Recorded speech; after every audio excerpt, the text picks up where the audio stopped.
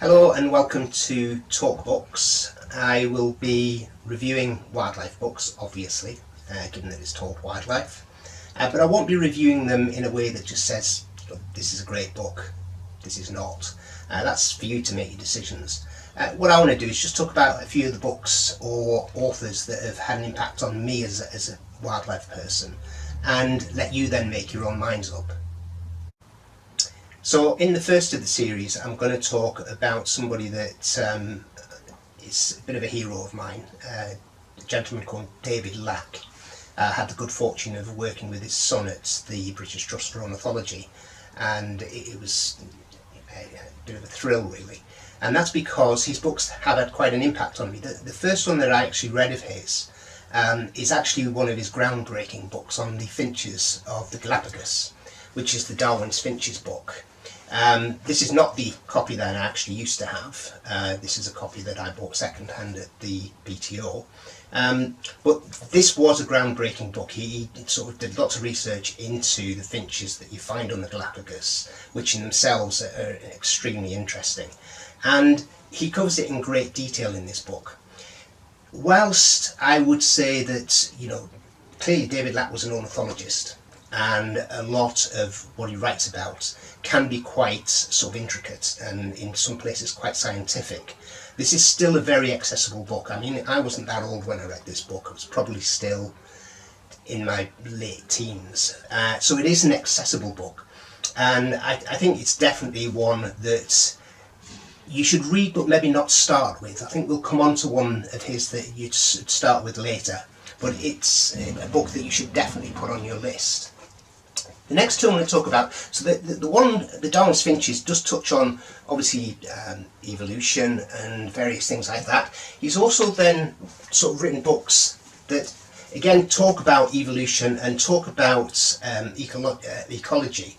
And to some extent, if you've read books by Sean B. Carroll about Evo-Devo, evolutionary biology and evolutionary development, it'll just give you an idea of just how ahead of his time David Lack was. So these two books really are, again, they give you an insight into the development of birds and how they developed through evolution and how their environment and their habitat had impacts on how they developed.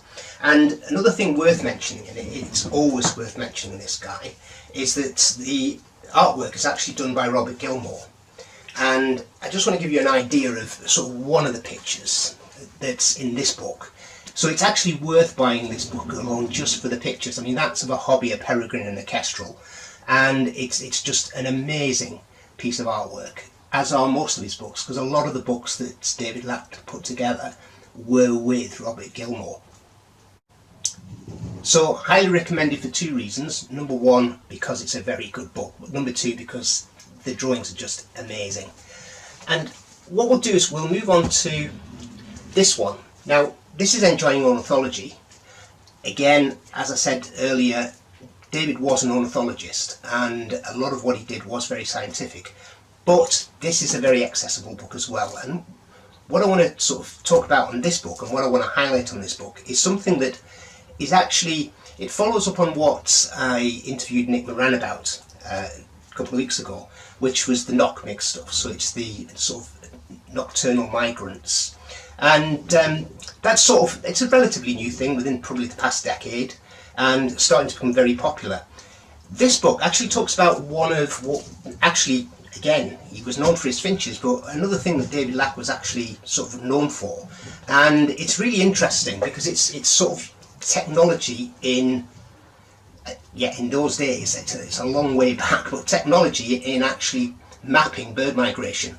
And you can see from this that it's actually using radar, and David used to work with radar in the war, and he continued that through into his hobby and his passion, and some extremely interesting pieces in this book. It's actually not a book that follows through as a normal book, because it's actually pieces. This particular piece is from British Birds in 1962, so it just shows you in 1962 they were already looking at technology and using technology in actually mapping out migration of birds.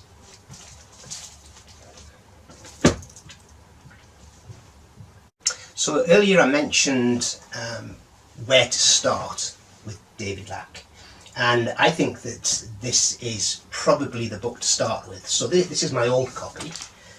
This goes back years, and fortunately for everyone, it was actually re-released a few years ago, and it was at a time when the urban birder David Lindor was doing his piece about voting for Britain's national bird, and clearly the robin won it.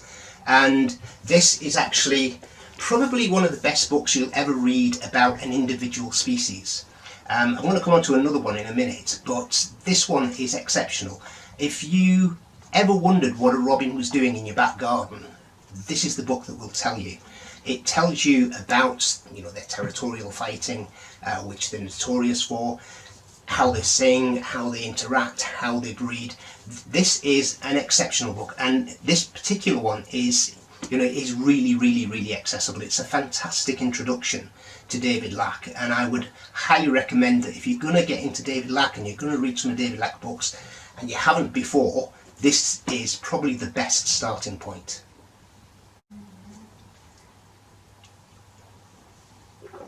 So another really accessible book of David's. As I say, the Robin, you can't go wrong with that. It really is a truly excellent book. But he's recently, this one has been re-released, and it's beautiful. It feels fantastic. It looks fantastic. There's just something about holding a book that what can I say? This is one of his older books. It was first published in 1956.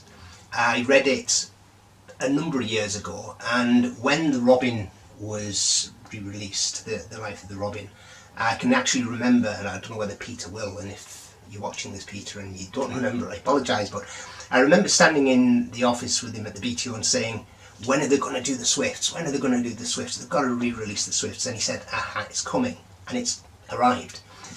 This is an amazing book. Now, I have read it before, a long, long time ago. I haven't read this particular version yet because I've had it as a gift quite recently, and I have to say I can't wait to read it.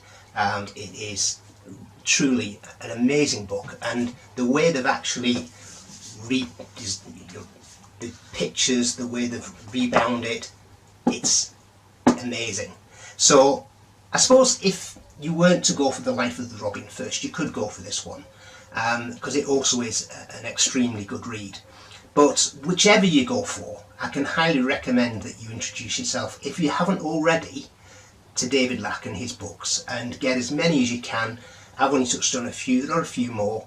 Get as many as you can and read them, because they'll give you an amazing insight not only to birds but to ornithology and how ornithology has progressed over a period of time. It's a great insight. So I hope you enjoyed number one of the talk books, talking about David Lack, and in the next instalment I will be talking about what actually is one of my favourite books. Not so much for how it's written, it's quite hard going in some places, but for the story, and that's Old Forelegs, and it's actually the story of the coelacanth, and it's written by G.L.B. Smith, and the background story to it is absolutely amazing.